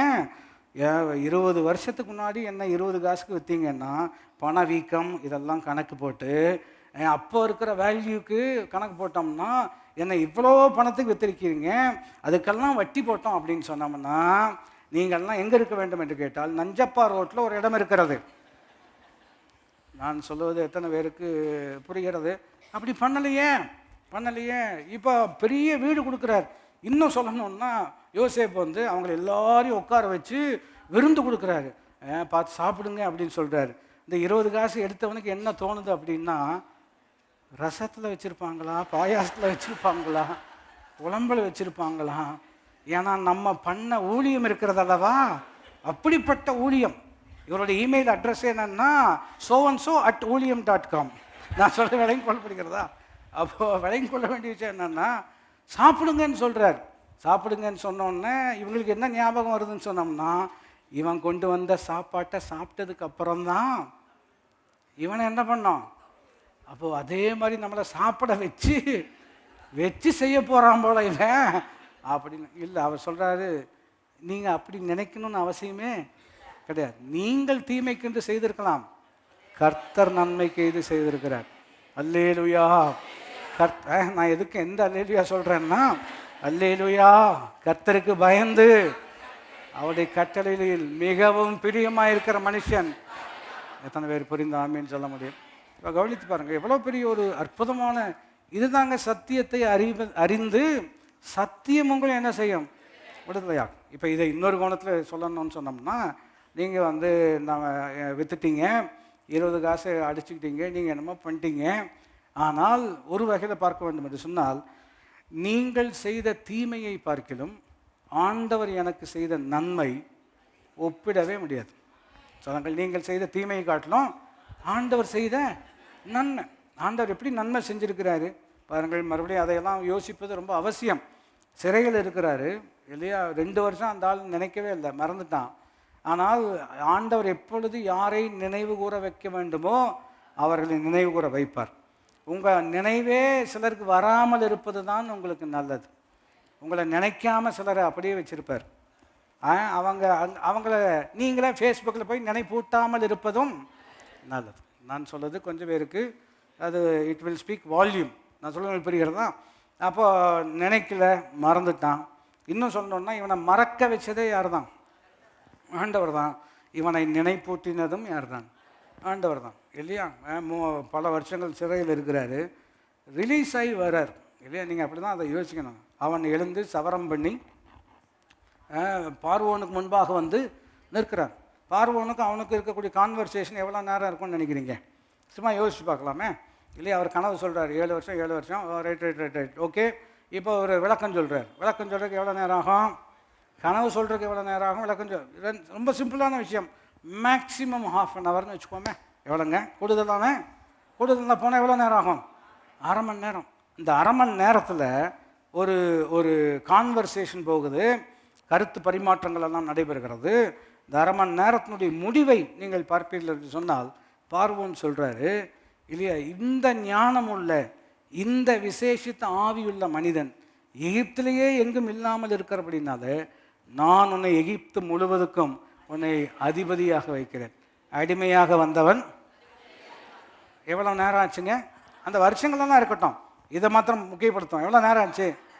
அரை மணி நேரத்துக்குள்ளதாக அவன் வாழ்க்கை கதையே கர்த்தர் மாற்றுகிறார். ஆனால் இந்த அரை மணி நேரத்தில் சூழ்நிலை மாறுதல்லவா? சங்கீதத்தில் தான் அதனுடைய விளக்கம் இருக்கிறது. அவனுடைய கால்களை இரும்புகளை கொண்டு விலங்குகளை கொண்டு ஒடுக்கினார்கள். கர்த்தருடைய வார்த்தை நிறைவேறும் அளவும் வசனம் அவனை புடமிட்டது. வாய் திறந்து சொல்லுங்கள், வசனம் அவனை சத்தியத்தை அறிவீர்கள். சத்தியம் உங்களை என்ன செய்யும்? எத்தனை பேர் புரிந்தாமேன்னு சொல்ல முடியும்? இப்படிப்பட்ட ஒரு விடுதலை நேரத்தில் வரும் பொழுது தான் அவங்க அண்ணன்மாரெல்லாம் வராங்க. இதெல்லாம் யோசிச்சிங்கன்னா ரொம்ப, அதாவது இப்போ ஒரு எகிப்து அதிபதியாக உட்காந்துருக்கிறார் அல்லவா, இவங்களெல்லாம் பார்த்தோன்னே அவருக்கு நல்லா தெரியும். இவங்க யாருன்னு அவருக்கு நல்லாவே தெரியுது. ஆனால் அவங்களுக்கு என்ன செய்யாது? தெரியாது. அவங்கெல்லாம் இவனுக்கு பாஷை தெரியாதுன்னு நினச்சிட்டு பேசிக்கிறாங்க. இவனுக்கு பாஷை தெரியாதுன்னு நினச்சிட்டு பேசிக்கிறாங்க. ஆனால் இவருக்கு நல்லாவே என்ன தெரியும்? இல்லை, இன்னொரு பெரிய விஷயம் என்னென்னா, பாஷை தெரிஞ்சும் தெரியாத மாதிரி உட்காந்துருக்கணும் அல்லவா. அது கொஞ்சம் பேருக்கு கை வந்த கலை. அப்படியே பிரசங்கம் கேட்கும்போது அப்படியா அப்படிங்கிற மாதிரி இருப்பாங்க. நான் சொல்லுங்க புரிகிறதா? நல்லா தெரியும். அவங்க பேசிக்கிறாங்க, நம்ம அவனை அப்படி பண்ணியிருக்கக்கூடாது, அவனை குழியில் போட்டிருக்கக்கூடாது, அவனை இழுத்துட்டு போகும் பொழுது இழுத்துட்டு போனால் எப்படி இழுத்துட்டு போனாங்க? கழுத்தில் சங்கிலி மாட்டி இல்லையா, அவனை தரன்னு இழுத்துட்டு போகும்போது அவன் போட்ட சத்தம் இருக்கிறது அல்லவா இன்னும் எனக்கு கேட்குதுன்னு சொல்கிறாரு. அதை கேட்டுட்டு ஒருத்தர் உட்காந்துருக்கிறார். நான் சொல்ல இப்போ ஒரு கோணத்தில் கவனிக்கணும்னா, ஓ இப்போ தான் புரியுதோ வச்சுக்கிறேன், அப்படி இன்னும் செய்யலாம் இல்லையா. ஆனால் அந்த எண்ணமே வரலையே. மறுபடியும் அல்லேலூயா. எதுக்கு சொல்கிறோம்? நீங்கள் எக்கோ பண்ணணுங்கிறதுக்காக அல்ல. அல்லேலூயா. கர்த்தருக்கு பயந்து அவருடைய கட்டளைகளில் மிகவும் பிரியமாக இருக்கிற மனுஷன் இவன் தாங்க ஆசீர்வதிக்கப்பட்டவன். இவனுக்கு தான் விடுதலை இருக்குது. என்ன விடுதலை இருக்குன்னு சொன்னோம்னா, தீமை செய்தவர்களுக்கு நன்மை செய்யக்கூடிய அதிகாரமும் ஆளுகையும் விடுதலையும் கர்த்தர் கொடுத்திருக்கிறார். எதனால் வந்திருக்கிறது? நீங்கள் தீமைக்கென்று செய்தீர்கள், கர்த்தர் அதை. எத்தனை பேர் புரிந்தாமேன்னு சொல்ல முடியும்? நீங்கள் கொஞ்சம் என்னோட யோசிக்கணும். இதை யோசிச்சிங்கன்னா தான் இது எவ்வளோ விசேஷங்கிறது நம்ம விளங்கிக் கொள்ள முடியும். அதாவது பாருங்கள், தீமை செய்தவர்களுக்கு நன்மை செய்யக்கூடிய ஒரு அதிகாரம். சொல்லுங்கள், தீமை செய்தவர்களுக்கு நன்மை செய்வதற்கான, அதாவது தீமை செய்கிறவங்களுக்கு தீமை செய்வது அது பெரிய விஷயமே கிடையாது இல்லையா. பைபிளில் ஒரு வசனம் இருக்கிறது அல்லவா, தீமைக்கு தீமையும் உதாசீனத்திற்கு உதாசீனத்தையும் நீங்கள் செய்யாமல் நீங்கள் ஆசீர்வாதத்தை சுதந்திரிப்பதற்காகவே அழைக்கப்பட்டிருக்கிறீர்கள் என்று அறிந்து அவர்களை ஆசீர்வதியுங்கள். அறிந்து சத்தியத்தையும் அறிவீர்கள், சத்தியம் உங்களை என்ன செய்யும் அப்படின்னு என்ன அர்த்தம்னு சொன்னோம்னா, நீங்கள் எல்லாரும் இணைந்து யோசேப்பினுடைய கண்ணோட்டத்தில் நீங்கள் 10 பேரும் சேர்ந்து நான் விளங்கக்கூடாது, நான் முன்னேறக்கூடாது, தரிசனம் நிறைவேறக்கூடாது இல்லையா, இவன் பெரிய கர்த்தர் இவனை கொண்டு அப்படி செய்ய போகிறாராம் இப்படி செய்ய போகிறாராம், நீ இருந்தால் தானே செய்வார், உன்னையே இல்லாமல் பண்ணிட்டா எப்படி செய்வார் என்கின்ற பல எண்ணங்களெல்லாம் அவர்கள் மூலமாக செயல்பட்டாலும், இதனுடைய பாதிப்பு இவருடைய வாழ்க்கையில் வந்திருந்தாலும், ஒரு காலகட்டம் வரும் பொழுது சத்தியத்தினால் வரக்கூடிய விடுதலை எப்படிப்பட்டதாக இருக்கிறது என்று கேட்டால், தீமை செய்தவர்களுக்கு நன்மை செய்வது. வாய் திறந்து இணைந்து சொல்லும்படியாக இருக்கிறோம். தீமை செய்தவர்களுக்கு நன்மை செய்வது. இயேசு சொல்கிறார், மறுபடியும் வேதம் பிரியமாக இருக்கிறது. என்ன பிரியம்? அதன்படி செய்வது எனக்கு பிரியமா. அப்போ இயேசு சொல்கிறாரு, பாருங்கள், நீங்கள் உங்களை நேசிக்கிறவர்களையே நீங்கள் நேசித்தால் அதில் என்ன விசேஷம்னு கேட்குறார். எப்படி சொல்கிறாருங்க? நீங்கள் உங்களை நேசிக்கிறவங்கள நேசிச்சிங்கன்னா விசேஷங்க. நீங்கள் யாருக்கு விருந்து கொடுக்குறீங்களோ அவங்க இன்றைக்கி ஞாயிற்றுக்கிழமை அவங்க வீட்டில் சாப்பிட்டீங்கன்னா அடுத்த ஞாயிற்றுக்கிழமை உங்கள் வீட்டில் இப்படி தானே போயிட்டுருக்கு. இதில் பெரிய விசேஷமே இல்லையே. அப்போ இயேசு சொல்கிறார், எது ரொம்ப விசேஷம், எது ரொம்ப அற்புதம் என்று கேட்டால், பாருங்கள், உங்களுக்கு பிரச்சனை கொடுக்குற ஆட்களுக்காக நீங்கள் ஜெபம் பண்ணணும். எப்படி ஜெபம் பண்ணணும்? ஆண்டவரே அவனை காலி பண்ணுவீராக. அந்த மாதிரி ஜெபம் கிடையாது. நான் சொல்கிறது விளங்கிக் கொள்ள முடிகிறதா? என்ன மாதிரி ஜெபம் பண்ணுறத இல்லையா? பாருங்கள், நீ தேவனுடைய குமாரனாக இருந்தால் சிலுவை விட்டு இறங்கி வா, மற்றவங்களெல்லாம் ரட்சிக்க தெரிஞ்சது, உனக்கு ரட்சி கையில் ஆகலையா அப்படின்னு போனவன் வந்தவனெல்லாம் கண்டபடி பேசுகிறான். அப்படி இருக்கும் பொழுது அவளுக்காக ஜெபம் பண்ணுறாரு. என்ன ஜெபம் பண்ணுறாரு? இல்லையா, ஒரு கோணத்தில் கவனிக்க வேண்டும் என்று கேட்டால் பொறுத்தரு. இன்றைக்கி வெள்ளிக்கிழமை தானே, ஞாயிற்றுக்கிழமை வரட்டும், உயிர்த்தெழுந்து ஃபஸ்ட்டு உங்கள் வீட்டுக்கு தான் வரப்போகிறேன். இறங்கி வா நான் சொன்னேன், நான் சொல்ல விளங்கி கொள்ள முடிகிறதா? அது உதாசீனத்துக்கு உதாசீனம் கிடையாது இல்லையா. தீமைக்கு தீமை இல்லை, மாறாக பிதாவே இவர்களுக்கு மன்னியும், தாங்கள் செய்வது இன்னதென்று நான் சொல்லுகிறேன். சத்தியத்தினால் வரக்கூடிய மிகப்பெரிய விடுதலை இருக்கிறது அல்லவா, அது என்ன விடுதலை என்று கேட்டால், தீமை செய்தவர்களுக்கு நன்மை. எல்லாரும் இணைந்து சொல்லுங்கள், தீமை செய்தவர்களுக்கு நான் என்ன வேணால் செய்வேன். சரி, நீங்கள் செய்யுங்க பார்ப்போம். உங்களுக்கு தீமை செஞ்சவங்களுக்கு நன்மை செய்யுங்க பார்ப்போம். உங்கள் சுதந்திரம் எவ்வளோ பெரிய வல்லம் உள்ளதுன்னு பார்க்கலாம் இல்லையா. ஏன்னா நான் என்ன வேணால் செய்வேன். நான் என்ன செய்வேன் தெரியுமா? அந்த துணியில் தான் வருமே தவிர, சத்தியத்தினால் வரக்கூடிய விடுதலை அவன் வாழ்க்கையில் வருவதற்கு எத்தனை பேர் புரிந்தாமே. தீமையை நன்மையினால் வெல்லுங்கள் சொல்கிறார் இல்லையா, ரோமரில் இருக்கிற தீமையை கொண்டு கையாளுவீர்கள் என்று சொன்னால், அதாவது if you deal hatred with hatred you will have more hatred. நீங்கள் கொண்டு போடுறீங்க, அவங்க என்ன பண்ணுவாங்க? நான் சொல்கிறது இப்போ புரியுதா உங்களுக்கு? நீங்கள் கொண்டு போடுறீங்க, நீங்கள் என்ன புரிஞ்சுக்கிறீங்களா? உதாரணம் தானே, நீங்கள் கொண்டு போடுறீங்க, அவங்களும் கொண்டு போடுறாங்க. அப்புறம் கடைசியில் நம்ம வீட்டில் சிலிண்டர் வர மாட்டேங்குது. நான் சொல்லுங்க புரிகிறதா? அப்போ குண்டையும் வச்சு நான் சொல்லுங்க புரிகிறதா, டீல் பண்ணுவோம் அப்படின்னு சொன்னோம்னா இங்கேயும் வெடிக்குது. எத்தனை பேருடைய வாழ்வாதாரம் போச்சு, எத்தனை பேருடைய வாழ்க்கையில் மரணம் இல்லையா, எத்தனை பேருடைய விஷயங்களில் எவ்வளோ ஒரு சிரமம். Dealing hatred with hatred will lead to more hatred இல்லையா. பகையை கொண்டு கையாளுவோம் என்று சொன்னால் அதிக பகை. நான் சொல்கிறது அந்த நாடுகளை குறித்து சொல்லலை, உங்கள் குடும்பத்தை குறித்து சொல்லிட்டு இருக்கிறேன், உங்களை குறித்து சொல்லி கொண்டு இருக்கிறேன். அவன் அப்படி பண்ணிட்டான், நான் என்ன பண்ணுறேன் பாரு. நீங்கள் இருந்து பார்க்கணும் அப்படின்னு சொன்னால், நன்மையை காண வேண்டும் என்று சொன்னால், அல்லேலூயா, கர்த்தருக்கு பயந்து அவருடைய கட்டளைகளில் மிகவும் பிரியமாக இருக்கிற மனுஷன் பாக்கியவான். அவன் சந்ததி பூமியில் பலத்திற்கும் ஆஸ்தியும் ஐஸ்வர்யமும் அவன் வீட்டில் என்ன செய்யும்? தங்கும். எத்தனை பேர் புரிந்தாமேன்னு சொல்ல முடியும்? நான் சொல்லுகிறேன், சத்தியத்தை நீங்கள் அறிந்து கொள்ள சத்தியம் என்ன சொல்லுகிறதோ அதை சாத்தியமாக்கக்கூடிய ஒரு விடுதலை கர்த்தர் உங்களுக்கு தரக்கூடியவராக இருக்கிறார் இல்லையா. பாருங்கள், இந்த ஈசாக்கினுடைய வாழ்க்கையில் நடக்குது, முடிக்க முடியாது இருக்கிறோம். ஈசாக்கினுடைய ஒரு இடத்துல கிணறு தோன்றுறாரு, அவன் மண்ணை போட்டு போயிடுறான். அவன் என்ன பண்ணுறாங்க, அதாவது நம்ம ஊரில் தூர் வாடுறாங்கல்லவா, இவன் தூத்து போடக்கூடிய ஒரு ஆள். நான் சொல்ல விளையம் கொள்ள முடிகிறதான். அப்போ இவர் தோன்றாரு, தண்ணி வந்துடுச்சு. தண்ணி வந்தோன்னே அவனுக்கு அல்சர் வந்துடும். நான் சொல்கிறவங்களுக்கு கொஞ்சம் பேருக்கு தான் புரியும். என்ன பண்ணுவான் அப்படின்னம்னா, இவர் வீட்டுக்கு போனோன்னா கொண்டாந்து என்ன போட்டு போயிடுவான், மண்ணை போட்டு போயிடுவான். சண்டை போடுறது. அப்புறம் ஈசாக்கு சரியாக, ஈசாக்கு ஒரு கூல் மேன் பார்த்துக்கோங்க. அது அனாவசியமாக யார்ட்டையும் போய் என்ன செய்யறதில்ல, சண்டையெல்லாம் போடுறதில்ல. சரி போடான்ட்டு இன்னொரு இடத்துல போய் என்ன செய்கிறாரு, தோன்றுறாரு. அங்கே தோண்டினாலும் என்ன வருது, தண்ணி வருது இல்லையா. அங்கேயும் என்ன போடுறாங்க, மண்ணை போடுறாங்க. எங்கள் ஊர்லேயே நீ இருக்கக்கூடாதுங்கிறதான் அவனுடைய, அப்படி தான் சொல்கிறாங்க. இன்னொரு இடத்துல தோன்றுறாரு, சண்டை வராமல் கர்த்தர் பார்த்துக்கிறார். அப்போ சொல்கிறாங்க இல்லையா, குனிய கொத்த தான் செய்வாங்க. அப்போ நீங்கள் சொல்கிறாங்க, நாம் பழமொழி பிரகாரம் போக இல்லை நம்ம தாழ்ந்து போவோம், அவன் குத்துவான் அப்படின்னு கர்த்தர் அவன் கையை பிடிச்சிக்குவார். நீங்கள் எப்படி போங்க? நான் சொன்னது கொஞ்சம் பேருக்கு புரியும், கொஞ்சம் பேருக்கு புரியாது. நான் சொல்வது திரும்ப சொல்லும்படியாக விரும்புகிறேன். பழமொழி பிரகாரம் வாழ்க்கை வாழ்ந்தீங்கன்னா வேறு மாதிரி செயல்படணும். மெய்யான மொழி இருக்கிறது, சத்தியத்தையும் அறிவீர்கள், சத்தியம் உங்களை. அவர் ஜோம் பண்ணியிருப்பார் ஈசாக்கு, ஆண்டவரே இப்படி மண்ணை போட்டே இருக்கானுங்க, அதை விட்டுருப்பா, இன்னொரு இடத்துல தோண்டு, நான் பார்த்துக்கிறேன் அப்படின்னு சொல்கிறார். அந்த இடத்துல தோணுன்னொன்னே இங்கேயும் வந்துடுவானுங்களோன்னு ஒரு பயம் இருக்கிறது. ஆண்டவர் சொல்லிட்டார், இங்கே அவன் வரவே முடியாது. கர்த்தர் இவனை ஆசீர்வதிக்கிறத பார்த்த பொழுது அவர்கள் சொல்கிறாங்க, கர்த்தர் உம்மோடு கூட இருக்கிறதை நாங்கள் காண்கிறோம். அப்போது இனிஷியல் ஹியூமன் ரியாக்ஷன் இருக்கிறோம் ஈசாக்கு கிட்ட. ஒரு வகையில் அவ்விதம் நான் அதை பார்க்கிறேன்.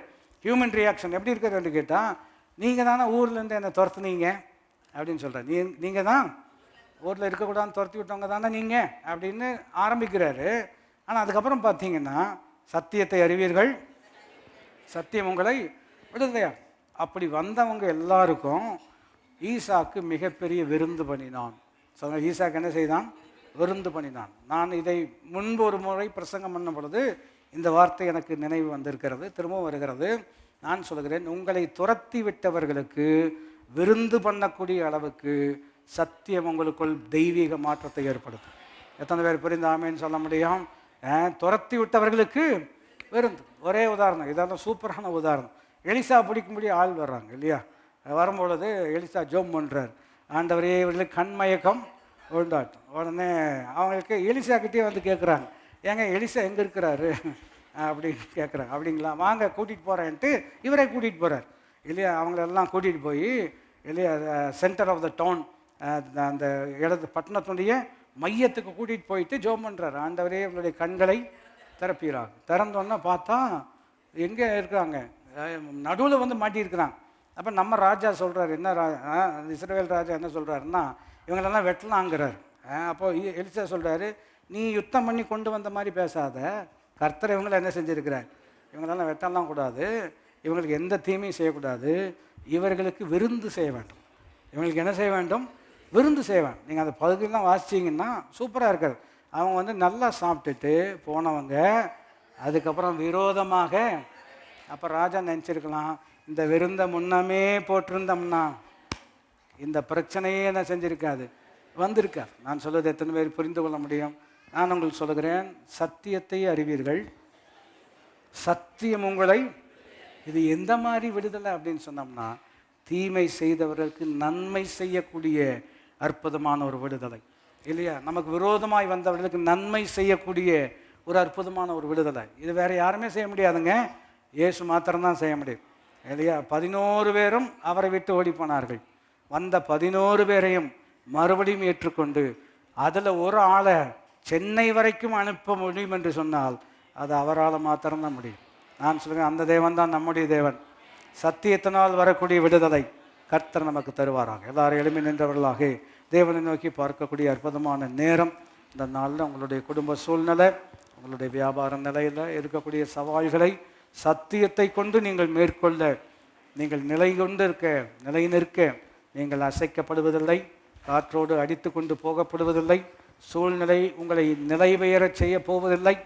என் உபதேசத்தில் நிலைத்திருங்கள், அப்பொழுது சத்தியத்தை அறிவீர்கள், சத்தியம் உங்களை விடுதலையாக்கும். கரங்களை பரத்துக்கு நேராக உயர்த்தி அல்லேலூயா. கர்த்தருக்கு பயந்து அவருடைய வழிகளில் மிகவும் பிரியமாயிருக்கிற மனுஷன் பாக்கியவான். அவனுடைய சந்ததி பலத்திருக்கும், ஆஸ்தியும் ஐஸ்வர்யமும் அவனுடைய வீட்டில் குடியிருக்கும், இருளிலே அவனுக்கு வெளிச்சம் உண்டாகும், அவன் இறங்கி கடன் கொடுக்கிறான் என்று ரொம்ப அற்புதமாக அவனை குறித்து சொல்லப்படுகிறது. அந்த சத்தியத்தை அடிப்படையில் வாழக்கூடிய ஒரு நபராக கர்த்தர் நம்ம எல்லாரையும் ஆசீர்வதித்து நம்மை பலப்படுத்துவாராக. கரங்களை பரத்துக்கு நேராக உயர்த்தி மீண்டுமாக அந்த வார்த்தையை நான் உங்களுக்கு நினைப்பூட்டுகிறேன். சத்தியம் கொடுக்கக்கூடிய பலன், சத்தியம் கொடுக்கக்கூடிய விடுதலை எப்படிப்பட்டது என்று கேட்டால், தீமையை நன்மையினால் வெல்லக்கூடிய ஒரு விடுதலை, தீமை செய்தவர்களுக்கு நன்மை செய்யக்கூடிய மிகப்பெரிய ஒரு ஆழமான பரந்த ஒரு உள்ளம் தேவன் நமக்கு கொடுத்து, இது சத்தியம்தான் சாத்தியமாக்கும். வேற எந்த விதத்திலும் இந்த மாற்றங்கள் வருவதற்கு வாய்ப்பே கிடையாது. வார்த்தை மாத்திரம்தான் இந்த மாற்றத்தை ஏற்படுத்தக்கூடியதாக இருக்கிறது. அப்படிப்பட்ட தேவனுக்கு நேராக கரங்களை உயர்த்தினவர்களாக தேவனை நோக்கி பார்க்கக்கூடிய அற்புதமான நேரம். அல்லேலூயா. வசனத்தின் வெளிச்சத்திலே வாழ்ந்திடுவேன் என்றுமே, வசனத்தின் வெளிச்சத்திலே வாழ்ந்திடுவேன் என்றுமே, வல்லமையால் என் வாழ்வு செழித்திடுவேன், வல்லமையால் என் வாழ்வு செழித்திடுவேன், என் பலன் நீரே, என் சுகம் நீரே,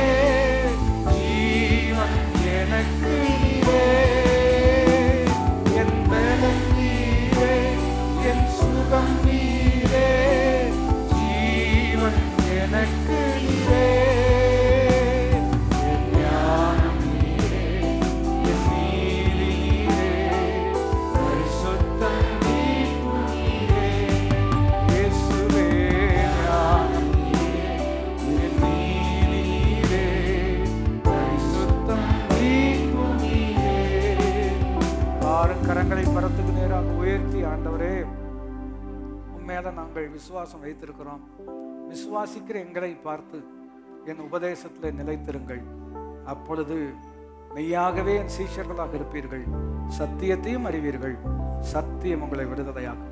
ஆண்டவரே, வெறும் விடுதலை என்கின்ற வார்த்தை மாத்திரமல்ல, அதனுடைய அனுபவம் எங்களுக்கு நீர் கொடுத்து இது எங்களை ஆசீர்வதிக்க வேண்டும். உடைய வார்த்தையின்படி செய்வது எங்களுக்கு ரொம்ப பிடிக்கும் ஆண்டவரே. அப்படிப்பட்ட அற்புதமான ஒரு கிருபை எங்கள் வாழ்க்கையில் உண்டாகட்டும். குடும்பங்களில் மறுரூபம் உண்டாகட்டும். மன்னிக்க வேண்டியவர்களை மன்னிக்க கிருபை தாரும். தீமை செய்தவர்களுக்கு நன்மை செய்யக்கூடிய தெய்வீகமான ஆழம் நிறைந்த உள்ளம் எங்களுக்கு கொடுத்து ஆசீர்வதி. உடைய மக்கள் ஆசீர்வாதமாக இருப்பார்களாக. இயேசுவின் நாமத்தில் கேட்கிறோம் எங்களுடைய நல்ல பிதாவே. நம்முடைய கர்த்தராகி இயேசு கிறிஸ்துனுடைய கிருபையும் பிதாவாகி தேவனுடைய அன்பும் பரிசுத்த ஆவியானவருடைய ஐக்கியம் நம் அனைவரோடு கூட என்றென்றைக்கும் இருப்பதாக. அல்லேலூயா. கர்த்தர் உங்களை ஆசீர்வதிப்பார்கள். God bless you.